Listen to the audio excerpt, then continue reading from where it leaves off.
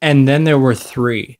And now let's talk about the three players that end this 20 Faces in New Places series so we can just get on to nearly the start of the season, the final days between the preseason and the regular season. And let's start off talking about a new member of the Boston Bruins, David Backes, who joined the Bruins on a 5-year, $30 million deal.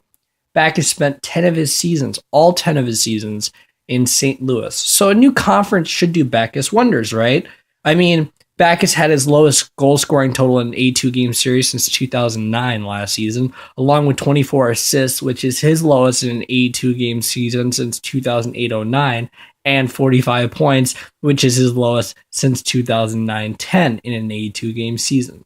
It wasn't a great season for Backes last year. I mean, the biggest problem with Boston, though, if we're looking at how Backes compares with the Boston Bruins, the biggest problem is that they have way too many centers. And they're going to have Krejci, Bergeron, Backes, Spooner, basically in top three lines, in top two lines. You're talking about those guys playing those type of minutes. So someone's going to have to play in the wing, which looks like it's probably going to be Backes. The projections have Spooner, Krejci, and Backes as a second line, which is bananas. The Bruins have a clear need for wingers, and off topic for a second, they also have a clear need for defensemen as well. Backes just feels like a strange addition for a Bruins team that has other holes to address. I think he'll still be a good producer for Boston. I think that won't be a problem like what he had last season will be this season. But I think the Boston Bruins overall have many other flaws to their game. And I don't think Backes himself really addresses many of the questions we have about the Bruins. Secondly, Andrew Shaw, who was traded to Montreal from Chicago in exchange for 2 second-round picks, as he was a restricted free agent, and it looked like Chicago couldn't sign him, so they traded him to Montreal, and he signs a 6-year deal with the Montreal Canadiens at worth $23.4 million, which means his cap hit is $3.9 million. And personally, I like what Shaw brings to the Canadiens. He's a definite pest who can produce, and he's a pest in a division that has a lot of heated rivalries. With 14 goals, 20 assists, and 34 points in 78 games, he can contribute to a Canadiens team that would like more pieces as they try to return to the postseason.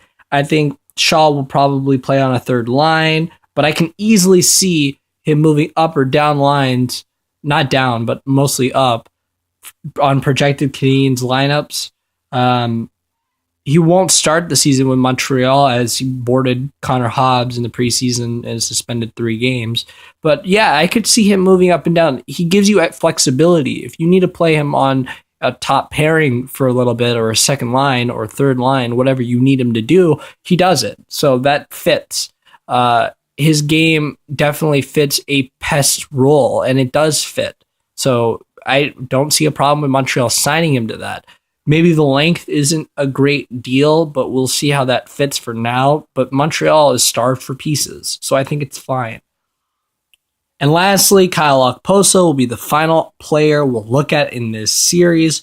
One of the players who made up the cream of the crop in free agency that didn't play for the Sarnia Sting or the Tampa Bay Lightning.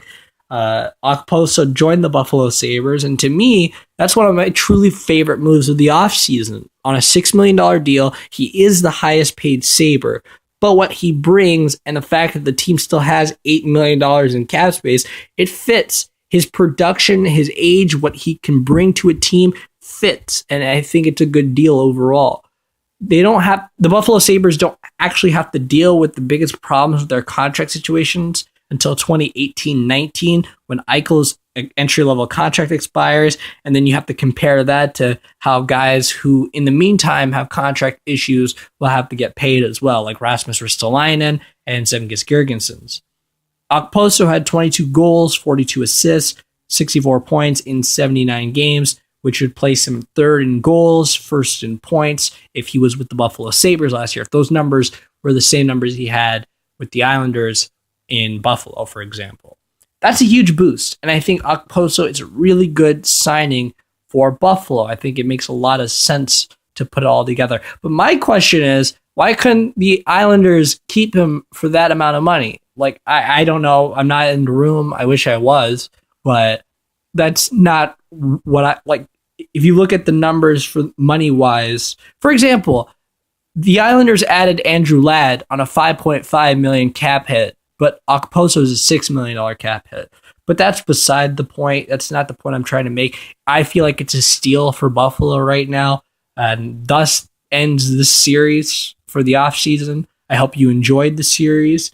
I hope you enjoy the beginning of the NHL season, the rest of the NHL season. I look forward to talking to you about hockey throughout the season. Visit us at absoluterad.com/sports/NHL, and please subscribe to the channel. There'll be more videos, typically maybe news information, not so much news, but usually documentary stuff and just features, player features, that sort of stuff, prospect reports. That's kind of what should be expected from this channel as the season goes on. And I hope you have a great rest of your day and enjoy the 2016-17 National Hockey League season.